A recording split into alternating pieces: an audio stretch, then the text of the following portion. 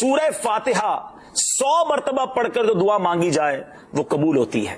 سورہ بقرہ کی تلاوت سے شیطان گھر سے بھاگ جاتا ہے. آیت الکرسی پڑھنے سے محتاجی دور ہوتی ہے.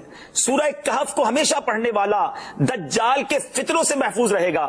والدین کی قبر پر ہر جمعہ سورہ یاسین کی تلاوت کرنے سے اس کی حروف کی تعداد کے برابر ان کے گناہ بخش دیے جاتے ہیں.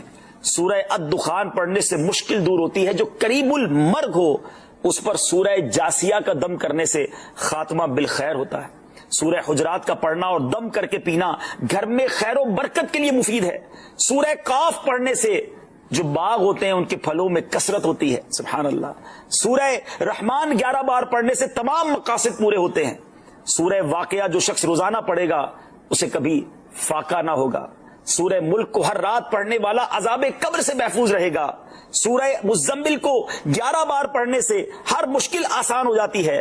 سورہ مدثر کو پڑھ کر حفظ قرآن کی دعا مانگنے سے قرآن کریم کا یاد کرنا آسان ہو جاتا ہے. جو بچے حفظ کر رہے ہیں ان کے لیے زبردست وظیفہ ہے. سورہ النازعات پڑھنے سے جاں کنی کی تکلیف نہیں ہوگی. سورہ دحا پڑھنے سے بھاگا ہوا آدمی واپس آ جائے گا. سورہ علم نشرح کو جس مال پر پڑھ دیا جائے اس میں خوب برکت ہوتی ہے. سورہ تین والزیتون جو ہے 3 مرتبہ پڑھنے سے اخلاق و کردار بہتر ہوتے ہیں. سورہ علق میں جوڑوں کے درد کا علاج ہے. سورہ قدر جو صبح و شام پڑھے اللہ عز و جل اس کی عزت بڑھا دے گا. سورہ بینہ برس اور یرکان کا علاج ہے. جس آدمی یا جانور کو نظر لگی ہو اس پر سورہ عادیات کا دم مفید ہے. سورہ قارعہ پڑھنے سے بلاؤں سے حفاظت رہتی ہے.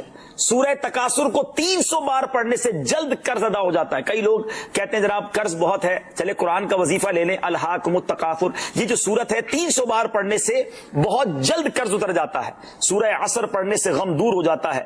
سورہ ہمزہ اور سورہ فیل دشمن کے شر سے حفاظت کے لیے, اور سورہ قریش جان کی حفاظت کے لیے بڑی مجرب ہے, بڑا کمال کا وظیفہ ہے. سورہ ماعون بڑی مشکل کے وقت میں پڑھنا بہت مفید ہے. سورہ کوثر کی تلاوت سے بے اولاد صاحب اولاد ہو جاتا ہے. کئی بے اولاد بھی وظائف مانگ رہے ہوتے ہیں. سورہ کافرون 1/4 قرآن کے برابر ہے. سورہ زلزال نصف قرآن کے برابر ہے. سورہ اخلاص 1/3 قرآن کے برابر ہے. اور سورہ فلق اور سورہ ناس سے جن اور شیطان اور حاسدوں کے شر سے حفاظت رہتی ہے. پھر کیوں نہ ہم قرآن سے دوستی کر لیں, کیوں نہ قرآن کو اپنا ورد بنا لیں.